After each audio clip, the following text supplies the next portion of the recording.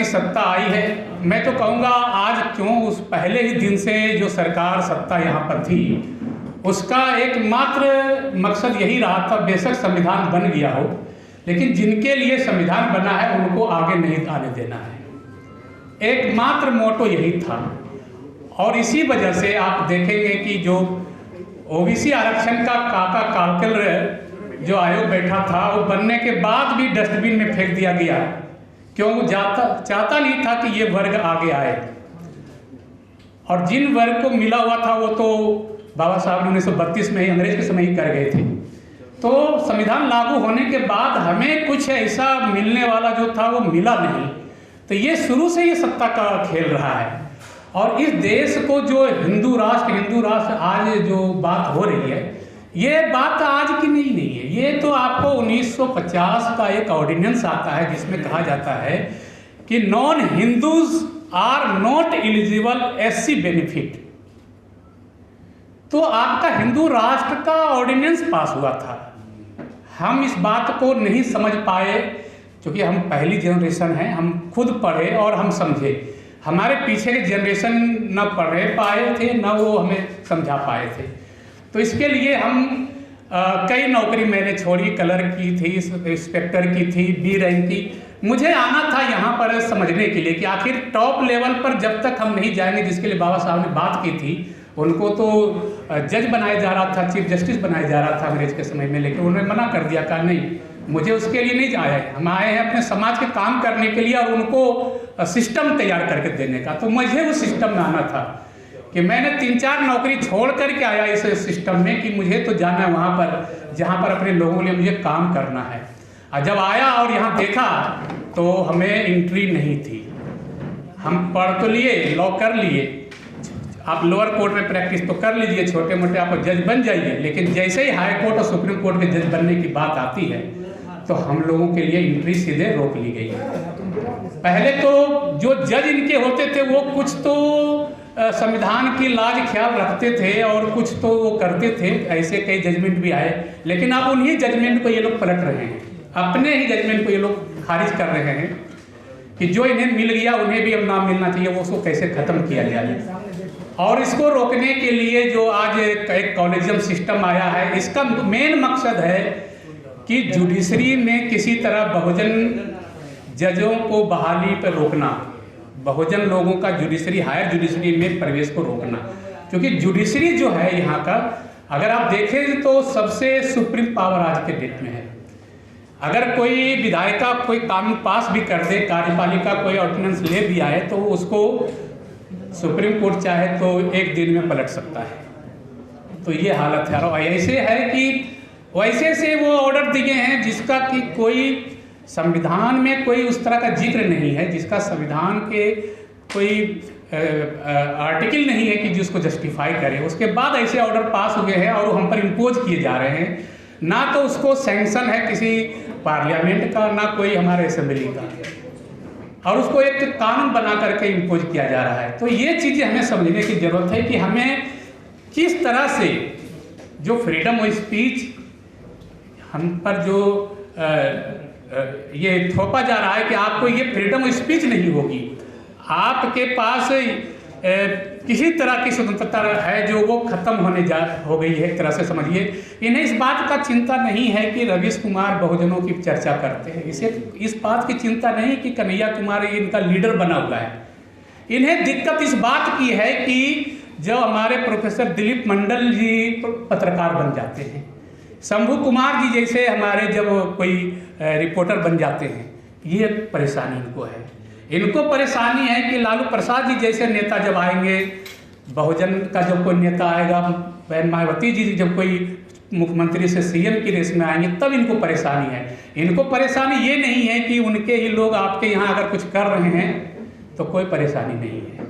तो हमारे लोग जैसे उठेंगे तो उनके लिए सीधे है कि अब उनको रास्ते से हटाने के लिए कोई न कोई उस पर एक धारा लगाया जाएगा, उसको जेल में बंद किया जाएगा और उसको रास्ते से हटाने का कार्यक्रम चलता है। इसके लिए उनकी अपनी एजेंसी है जो जांच करती है, उनके थाने पुलिस है जो केस दर्ज करती है, और उनके कोर्ट है, जज है जो फैसला देते हैं। तो ये बहुत सोची समझी रणनीति के तहत ये सब काम हो रहा है। मैं तो कोर्ट में हूँ, रात दिन देखता हूँ तमाशा।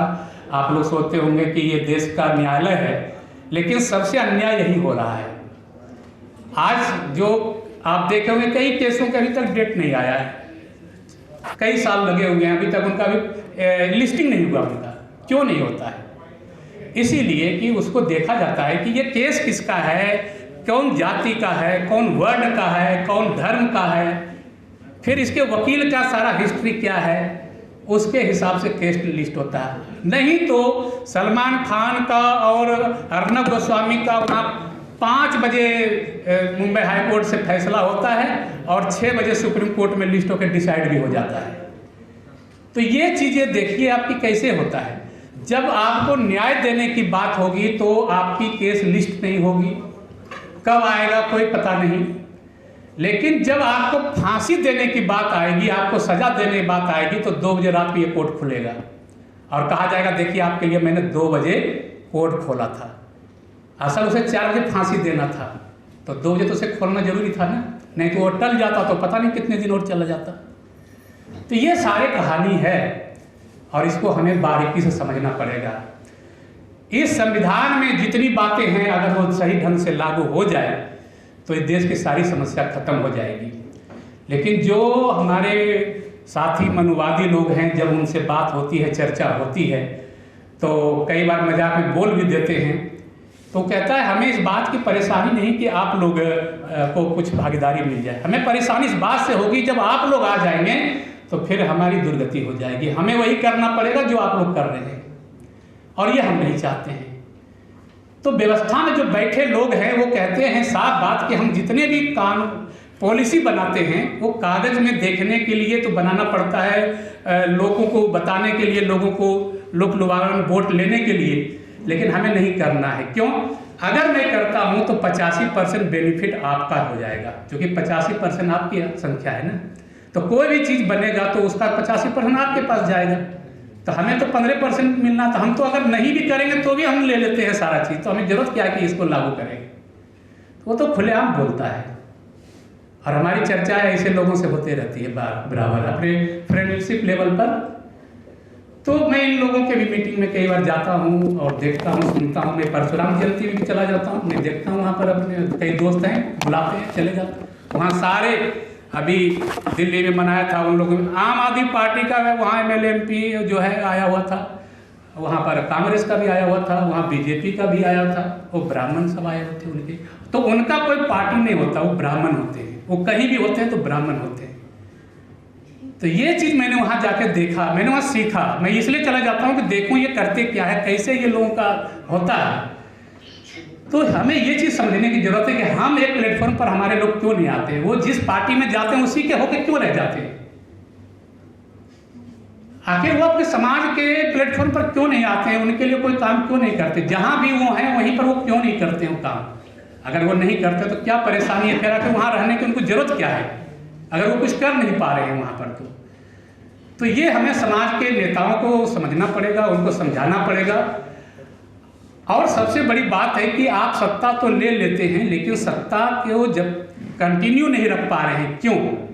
क्योंकि आप राजनीतिक सत्ता तभी तक रख सकते हैं जब तक आपके पास सामाजिक सत्ता नहीं होगी, ये बाबा साहब ने कही थी। और सामाजिक सत्ता के लिए आपके पास एक आर्थिक सत्ता भी होनी चाहिए। मैं बचपन में पिताजी के ही अपने कस्टडी में पढ़ा करता था, हमारे कोई ट्यूटर वगैरह थे नहीं, गाँव से आया था, तो वो पढ़ाते थे, दुकानदारी भी करते थे और मुझे भी साइड में पढ़ाते थे। उन्होंने एक चीज़ मुझे पढ़ाई थी कि जब ईस्ट इंडिया कंपनी आई थी तो उसका जो झंडा था उसमें लिखा हुआ था फ्लैग फॉलोज ट्रेड। जहाँ पर सत्ता कायम करना हुआ, झंडा गाड़ना हो, वहाँ पर आप व्यापार करो। तो जब तक आपके पास आर्थिक सत्ता नहीं होगी तो आपके पास सामाजिक सत्ता नहीं आएगी, जब तक सामाजिक सत्ता आपके पास नहीं होगी तो आपकी राजनीतिक सत्ता भी नहीं होगी। आज हम यहाँ बैठे हैं 50-100 लोग, एक कप चाय भी पियेंगे तो 100-200 खर्चा होगा, तो ये है आर्थिक सत्ता। अगर ये नहीं हमारे पॉकेट में होगा तो हम यहाँ जमा भी नहीं हो सकते। तो हमें पहले ये भी देखना पड़ेगा कि आर्थिक सत्ता हम कैसे मजबूत करें, और उससे हम आज हमारे ही लोग उनके पीछे घूम रहे हैं। क्यों? क्योंकि उनके पास आर्थिक सत्ता है, उनके पास जब आर्थिक सत्ता हो गई तो सामाजिक भी सत्ता हो। 3% लोग जो है पूरे देश में 90% 80% लोगों को गोलबंद किए हुए हैं, और हमारे लोग गमछा दुपट्टा डाल के घूम रहे हैं उसके पीछे, और उसके बाद वो सत्ता में है। तो ये चीज़ हमको समझना पड़ेगा कि हमारे लोग उनके पीछे घूम रहे हैं, क्यों घूम रहे हैं। अब सीधी सी बात है, उनके पास सारा व्यवस्था है, फैक्ट्री है, सारा कारखाना है, हमारे लोग वहाँ काम कर रहे हैं। तो वो अगर कहीं मीटिंग भी करेगा तो एक दिन वो छुट्टी करके सबको बस भर के वहाँ ले जाएगा और मीटिंग कर लेगा। हम लोग तो बुलाते हैं तो कुर्सियाँ भी नहीं भरती हमारी, क्यों? इसी वजह से कि उनके पास सारा सत्ता। आज इस देश में 25,000 पारसी और लगभग जो है आपको 2.5-3 लाख जो है 25 लाख लगभग जो आपके ये जैन समाज है। 54% दोनों मिला के देश का आबादी का नहीं है, लेकिन देश की आर्थिक सत्ता उनके पास है। और जिनके पास आर्थिक सत्ता है उनका प्रधानमंत्री पॉकेट में है, इस देश की सरकार उनके पॉकेट में है। तो ये बात हमें भी समझनी पड़ेगी कि हमें आज लड़ाई लड़ रहे हैं कि हमें मनुवादियों से लड़ना है, लेकिन हम में से यहाँ जितने लोग बैठे हैं शायद किसी का बच्चा हो जो सरकारी स्कूल में पढ़ता होगा। हम उसको 2,500, 3,000, 5,000 का 2 बच्चों की फीस मनोवादियों को दे रहे हैं हर महीने। हम इलाज कराने जाते हैं तो उनके पास जाते हैं, हमारे पास मोबाइल जो है उनका है, बैंक अकाउंट उनका है। अगर हम 100 करोड़ 125 करोड़ अगर बहुजन हैं तो 5 के हिसाब से 25 करोड़ परिवार हैं। हम अगर 10,000 भी उनको महीने में दे रहे हैं, शिक्षा, स्वास्थ्य, टीवी, फ्रिज, गाड़ी खरीदते हैं, स्कूटर उनके नाम पर, तो 2.5 लाख करोड़ हम हर महीने मनवादियों को देते हैं और उनसे हम लड़ाई करने निकले हैं। कैसे लड़ेंगे? मेरे पिता एक छोटा दुकानदार थे। 67-70 की कहानी है कि उस जमाने में 5 पंचायत का अकेला दुकान थे और 5 पंचायत का प्रधान और सरपंच कौन चुना जाएगा वहाँ निर्णय होता था। ये मैंने देखा एक छोटी दुकान की क्या ताकत थी। आर्थिक सत्ता किसको कहते हैं, मैंने वहाँ से सीखी थी। तो जब तक हम थोड़ा सा सत्ता आर्थिक रूप से मजबूत नहीं होंगे तब तक हमारे सामाजिक सत्ता में कमी आएगी। और वो सत्ता आप अंग्रेज भी देख रहे हैं कि वो सत्ता यहाँ आया था, पहले व्यापारी किया, व्यापार से ही उसने सारा सैनिक खड़ा किया और इस देश की सत्ता कायम कर ली। तो बहुत सारी चीज़ें हैं जो हमें करने की है। हम सोचते हैं कि हम ये चीज़ हमारे लिए नहीं है, लेकिन नहीं, अगर हम घर से नहीं करेंगे, हम नहीं करेंगे तो दूसरा से हम कैसे उम्मीद करें कि वो करेगा कोई। आपका बच्चा तो ट्यूशन ही पढ़ के पास करेगा। 2-5 हज़ार का ट्यूटर रखिए, कोई बहुजन का एक अच्छा सा स्टूडेंट अपने यहाँ ट्यूटर रखिए, वो उसका फीस निकल जाएगा बेचारे का कॉलेज और यूनिवर्सिटी का, और आपका बच्चा पढ़ लेगा। बिल्डिंग नहीं पढ़ता है, टीचर नहीं पढ़ता, बच्चे को पढ़ना है, आप अपने बच्चे को ट्यूटर से पढ़वाइए। ट्यूशन तो कहीं भी लगाना, बिना ट्यूशन के तो सर प्राइवेट स्कूल भी नहीं पास करेगा वो। तो बदलना है तो कैसे बदलेंगे, आपको समझना पड़ेगा, आपको एक निर्णय लेना पड़ेगा। हम तो एक अपना, हमारा तो उस बहुजन समाज का एक स्कूल तक अपना नहीं है, हम उससे लड़ाई लड़ने चल रहे हैं। तो हमारा क्या है इस देश में? आप ये 100 साल ये RSS जो लगाया क्या है? गली गली में उसका आज शिशु निकेतन खुल गया है, DAV खुल गया है, उसके सारे सरकारी कॉलेज स्कूल भर गए। आप जाइए, क्यों वो सरकारी ख़त्म कर रहा है? क्यों? उसने एक पैरेलल खड़ा कर लिया अपना इकोनॉमी। आप वहाँ जाइए, अब पढ़ना है आपको, उसके बाद आपको कुछ नहीं मिलना, वहाँ खर्चा करिए, नौकरी उस स्कूल में आपको नहीं मिलना, उस कॉलेज में आपको नहीं मिलना, उसके जगह पर नहीं मिलना, आपको मजदूर के रूप में जहाँ जाना है काम करिए। तो इतना पैसा खर्चा कर रहे हैं हम, किस लिए कर रहे हैं? आने वाली जनरेशन को तो उतना कुछ मिलना भी नहीं जितना पैसा खर्चा कर रहे हैं, क्योंकि हमने अपने लिए कुछ बनाया नहीं, ना तो एक यूनिवर्सिटी हमने बनाया है, ना एक कॉलेज बनाया है, ना एक हॉस्पिटल बनाया है अपने लिए। तो जब तक हम ऐसे नहीं अपना तैयार करेंगे अपना पैरेलल इकोनॉमी, तब तक हम इनसे नहीं लड़ सकते हैं। अमेरिका में 14% काले लोग हैं और उसकी इकोनॉमी, अमेरिका की इकोनॉमी 17% उसकी अपनी इकोनॉमी है। वहाँ के जो अमेरिका की इकोनॉमी है 17% होल्ड करता है, 14% आबादी वाले लोग, उसका अपना बैंक है, अपना इंश्योरेंस है, अपना हर फैक्ट्री है। तो आप किसी भी सत्ता से लड़ने के लिए आप ऐसे भूखे सोचेंगे लड़ लेंगे तो ऐसे नहीं लड़ाई होगी। लड़ने के लिए आपके अंदर भी होना चाहिए, जो 5 आदमी आपके पास बैठे तो उसको चाय पिलाने का भी आपके पास कैपेसिटी होना चाहिए। आज हमारे जितने पत्रकार बंधु हैं ये भी मजबूर हैं कि अपने घर से सक्षम नहीं है कि अपनी पत्रकारिता घर से कर पाएंगे। ये हम ही लोग कुछ 2 पैसे से इनका भी चल जाता है ना, हमें कोई अपना मीडिया खड़ा कर पाए हैं तो हमारा न्यूज़ कहाँ पहुँचेगा कहीं अपने लोगों तक।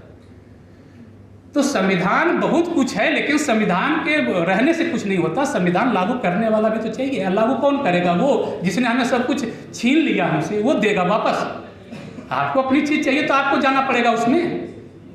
बाबा साहब को भी बहुत कुछ मिल रहा था, वो चाहते तो बैठ जाते, लेकिन उन्होंने कहा हमें तो जान, जब तक हम सिस्टम में नहीं जाएंगे तो लोगों को देंगे कैसे? तो हमें कुछ लेने के लिए, पाने के लिए सिस्टम में जाना पड़ेगा। और सिस्टम में जाने के लिए कितनी बड़ी व्यवस्था है, उसके हिसाब से हमारी तैयारी क्या है। आज हमारे लोग सत्ता लिए हैं और ना अपने जज बनाए, ना अपने अटॉर्नी बनाए, नतीजा वो जेल गए। जेल वही नहीं जाएगा जिसका अपना जज होगा, जिसका अपना अटॉर्नी होगा। जगन्नाथ मिश्रा का अपना वकील मिश्रा था, वो बरी हो गया घोटाला करते हुए भी। आज जिसने घोटाला नहीं किया वो जेल खड़ रहा। मैंने इनको बात भी किया कि ऐसे आप काम करोगे, सत्ता में जाने से कुछ नहीं होगा। आपका एमपी क्या करता है वहाँ पर, जीतने के बाद आपका एमपी क्या करेगा, क्या ऐसा काम किया है, आप क्या करोगे जो उसी आदमी को दोबारा भेज रहे हो। आप एक बार अपनी पार्टियों को एक बार लेखा जोखा करो, और कैसा नेता चाहिए हम लोगों से पूछो, हम बताएंगे कैसा नेता चाहिए, कैसा आपको। अंदर आप जाने लायक ही नहीं रहोगे तो जा करोगे क्या?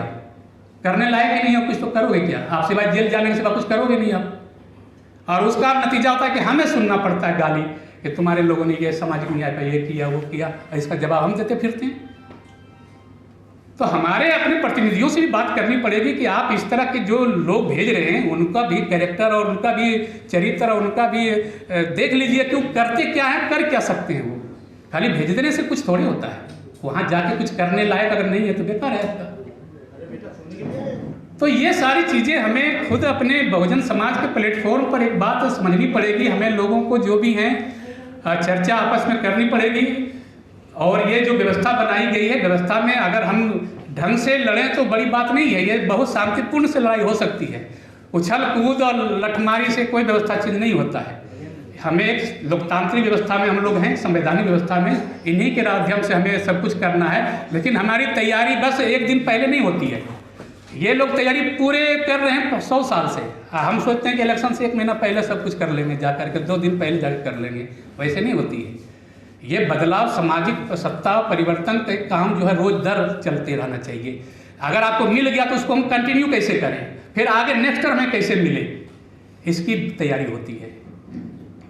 तो इन सब बातों पर ध्यान रखते हुए भी हमें जो है सब कुछ करना है। संविधान में जितनी भी चीज़ें हैं, आज जो जजमेंट आ रहे हैं वो क्या है? कभी ये ऋषि मुनियों के नाम पर गीता पुराण सब लिखे, आज वो जजमेंट लिख रहे हैं उन्हीं के लोग जज के नाम पर। उस समय भी कहा था शूद्रों को शिक्षा और संपत्ति का अधिकार नहीं है, आज भी कहता है कि आपका कोई अधिकार नहीं है। तो वही चीज़ ये कर रहे हैं, लेकिन उसका खाली नाम बदल रहा है, उसके स्वरूप बदल रहे हैं, तरीका वो निकाल लिया है। लेकिन हम लोग सोचते हैं कि नहीं, वो जो कर रहे हैं वो तो सब कुछ वही भगवान है। इस देश का सबसे सुप्रीम अगर है तो संविधान है। Constitution is the supreme, not supreme court is supreme. अगर वो संविधान विरुद्ध काम करता है तो उसका बाइकआउट करना, उसके खिलाफत करना, ये हमारा संवैधानिक अधिकार है। Because we are we the people of India. Constitution का पहला वर्ड यही है। संविधान उनको हैंड ओवर नहीं किया गया है, यह we the people of India को हैंड ओवर किया गया है। अगर वो गलत जजमेंट आता है तो उसके खिलाफ भी हमें आवाज़ उठानी पड़ेगी कि आपका नहीं चलेगा ये। आप गलत कॉलेजियम बनाएंगे, गलत बेंच बनाएंगे, संविधान विरोधी बेंच बनाएंगे, ऐसे थोड़े होता है। तो हमें इन सब चीज़ों के लिए जब तक आप नहीं स्टडी करके और इसकी रिसर्च करके आप नहीं आ पाएंगे तो ऐसे आने से कोई फ़ायदा नहीं है, आप बात करने से कोई फ़ायदा नहीं। फिर तो वो उनके पुलिस है और क्या है वो सब उसके समेट देंगे उसमें। हमें चर्चा इन्हीं मुद्दों पर करना है। इस देश के संविधान में वो सारी व्यवस्था है जो हर वर्ग को प्रतिनिधित्व की बात करता है। अगर आप संविधान के आर्टिकल 15 और 16 पढ़ें तो उसमें सीधे लिखा हुआ है 16 में प्रोविजन ऑफ रिजर्वेशन। अब किसके वो है? तो एनी बैकवर्ड क्लास। बैकवर्ड कौन है इसकी डिफिनीशन आपको 340, 41, 42 में दिया है। कहाँ देना है? In the services of state. State क्या होता है? स्टेट का डिफिनीशन दिया हुआ है आर्टिकल 12 में। आर्टिकल 12 कहता है स्टेट मीन्स पार्लियामेंट। पार्लियामेंट मतलब कि राष्ट्रपति, लोकसभा, राज्यसभा हो गया parliament. Legislature of this country, इस हर स्टेट का वहाँ भी आ गया आपको गवर्नर, विधानसभा, विधान परिषद। फिर उसमें कहता है आपको गवर्नमेंट ऑफ इंडिया, तो गवर्नमेंट ऑफ इंडिया में प्रधानमंत्री भी आ गए, जितने मिनिस्टर हैं, इवन उसका राष्ट्रपति भी आ गया क्योंकि हेड होता है गवर्नमेंट का वो। फिर कहता है गवर्नमेंट ऑफ स्टेट्स, उसमें गवर्नर आ गए, सारे उसके मिनिस्टर्स आ गए, उनके सारे ऑफिसर जितने भी हैं ABCD सारे ऑफिसर्स आ गए, क्योंकि वो स्टेट गवर्नमेंट की बात है। फिर कहता है उसमें लोकल बॉडी, लोकल बॉडी में आपका ग्राम पंचायत आ गया, नगर पालिका आ गया, सारा आ गया। फिर कहता है कि एनी अदर बॉडी जो इस देश के कानून के अंदर रजिस्टर्ड है, चाहे वो प्राइवेट कंपनी क्यों नहीं हो, चाहे वो प्राइवेट स्कूल क्या हो, अगर इस देश के किसी भी कानून के अंदर वो रजिस्टर्ड है, दैट इज स्टेट। इसी वजह से आपको जो है ये सारे मेडिकल कॉलेज में EWS क्यों, OPD क्यों खोला गया, इसी वजह से कि आप देंगे, चूंकि आप स्टेट हैं लोकल बॉडी के। और EWS कोटा क्यों दिया स्कूल में, तो जब वही चीज़ बहुजनों को देने की बारी आती है तो ये लागू नहीं होता, लेकिन जब उनको देना होता है तो उनके लिए ये स्टेट बन जाते हैं। तो आपके संविधान में ये सब चीज़ है, लेकिन इसकी व्याख्या वो करते हैं, क्योंकि हमें वो बेंच में बैठने नहीं देते हैं व्याख्या करने के लिए। व्याख्या तो वो करेंगे ना, अगर हम होंगे तो हम व्याख्या करेंगे ना कि इसका ये व्याख्या होता है, इसका मतलब ये होता है।